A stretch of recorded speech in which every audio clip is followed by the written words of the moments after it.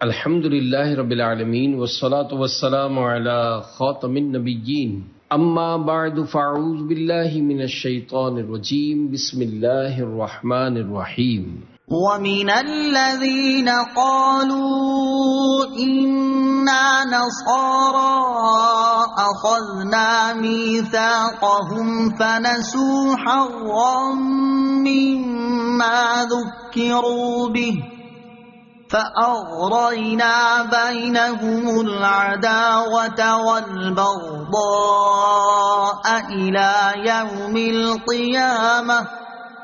وَسَوْفَ يُنَبِّئُهُمُ اللَّهُ بِمَا كَانُوا يَصْنَعُونَ۔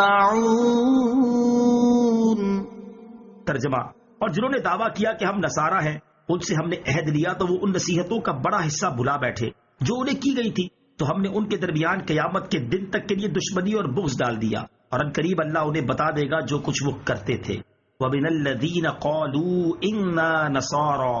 اور جنہوں نے دعویٰ کیا کہ ہم نصارہ ہیں۔ یہودیوں کے بعد اب عیسائیوں کا تذکرہ کیا جا رہا ہے۔ ان کے بارے میں فرمایا کہ جنہوں نے دعویٰ کیا کہ ہم نصارہ یعنی دین خدا کے مددگار ہیں، ان سے بھی ہم نے اللہ تعالیٰ اور اس کے رسولوں پر ایمان لانے کا عہد لیا، لیکن وہ بھی انجیل میں دی گئی نصیحتوں کا بڑا حصہ بھلا بیٹھے، اور انہوں نے بھی عہد شکنی کی تو ہم نے ان کے درمیان قیامت کے دن تک کے لیے دشمنی اور بغض ڈال دیا۔ چنانچہ حضرت قتادہ رضی اللہ تعالیٰ عنہ نے کہا کہ جب نصارہ نے کتاب الہی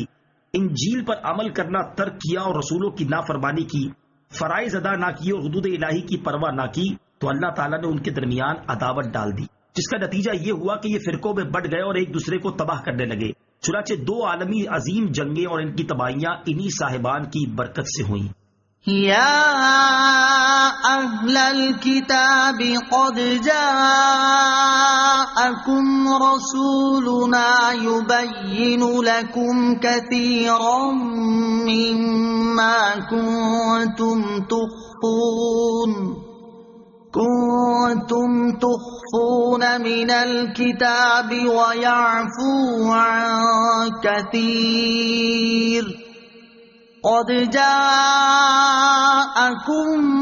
من الله نور وكتاب مبين۔ ترجمہ: اے اہل کتاب، بے شک تمہارے پاس ہمارے رسول تشریف لائے، وہ تم پر بہت سی وہ چیزیں ظاہر فرماتے ہیں جو تم نے اللہ کی کتاب میں چھپا ڈالی تھی، اور بہت سی معاف فرما دیتے ہیں۔ بے شک تمہارے پاس اللہ کی طرف سے ایک نور آ گیا اور ایک روشن کتاب۔ یا اہل الکتاب،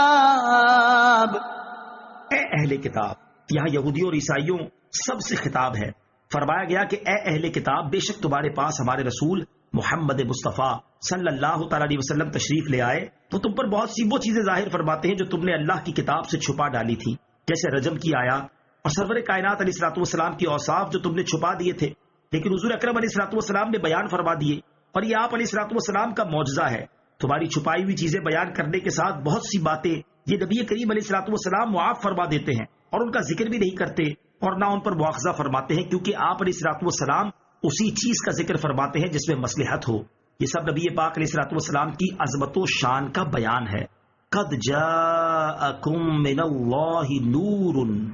بے شک تمہارے پاس اللہ کی طرف سے نور آ گیا۔ اس آیت مبارکہ میں نور سے کیا مراد ہے، اس بارے میں مختلف اقوال ہیں۔ ایک قول یہ ہے کہ اس سے مراد سرکار دو عالم صلی اللہ تعالی علیہ وسلم کی ذات والا صفات ہے۔ فقی ابو اللہ سمرقندی فرماتے ہیں وَهُوَ محمد صلی اللہ علیہ وسلم والقرآن،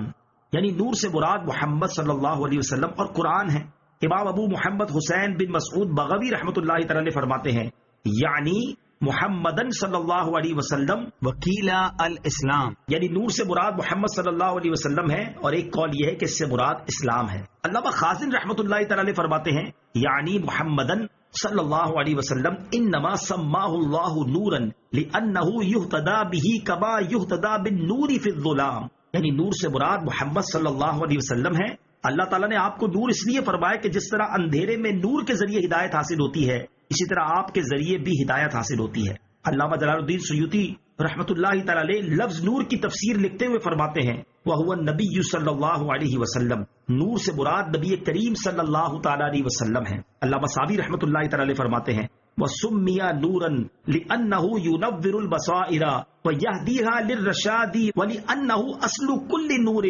حسی و معنوی، یعنی حضور اکرم علیہ الصلوۃ والسلام کا نام اس آیت میں نور رکھا گیا اس لیے کہ نبی پاک علیہ الصلوۃ والسلام بصیرتوں کو روشن کرتے ہیں اور انہیں رشد و ہدایت فرماتے ہیں، اور اس لیے کہ آپ علیہ الصلوۃ والسلام ہر نور حسی، وہ نور جسے دیکھا جا سکے، اور معنوی جیسے علم و ہدایت کی اصل ہیں۔ امام فخر الدین رازی رحمۃ اللہ تعالی فرماتے ہیں النور والکتاب هو القرآن وهذا ضعیف لأن العطف یوجب المغایرۃ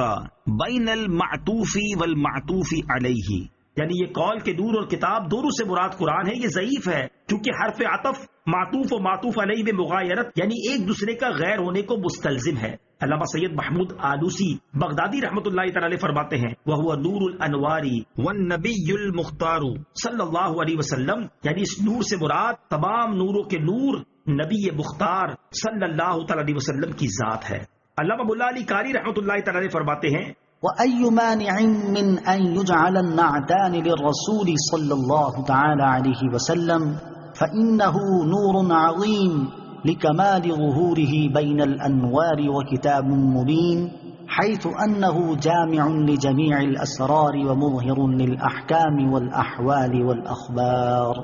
یعنی اور کون سی رکاوٹ ہے اس بات سے کہ دونوں نعتیں یعنی نور اور کتاب مبین رسول کریم علیہ الصلوۃ والسلام کے لیے ہوں؟ بے شک پیارے آقا علیہ الصلوۃ والسلام نور عظیم ہیں، انوار میں ان کے کمال ظہور کی وجہ سے، اور حضور پر نور علیہ الصلوۃ والسلام کتاب مبین ہیں اس حیثیت سے کہ آپ علیہ الصلوۃ والسلام جمیع اسرار کے جامع ہیں اور احکام و احوال و اخبار کے مظہر ہیں، بلکہ خود نبی پاک علیہ الصلوۃ والسلام نے اپنا نور ہونا بیان فرمایا۔ چنانچہ امام بخاری اور امام مسلم کے استاذ امام عبد الرزاق رحمۃ اللہ تعالی علیہ حضرت جابر رضی اللہ تعالی عنہ سے روایت کرتے ہیں قال سألت رسول اللہ صلی اللہ علیہ وسلم عن اول شیء خلقہ اللہ تعالی فقال هو نور النبی کا یا جابر خلقہ اللہ، یعنی حضرت جابر رضی اللہ تعالی عنہ فرماتے ہیں میں نے رسول اللہ صلی اللہ تعالی علیہ وسلم سے سوال کیا کہ اللہ تعالیٰ نے سب سے پہلے کس شے کو پیدا فرمایا؟ ارشاد فرمایا اے جابر وہ تیرے نبی کا نور ہے جسے اللہ تعالیٰ نے پیدا فرمایا۔ صدق اللہ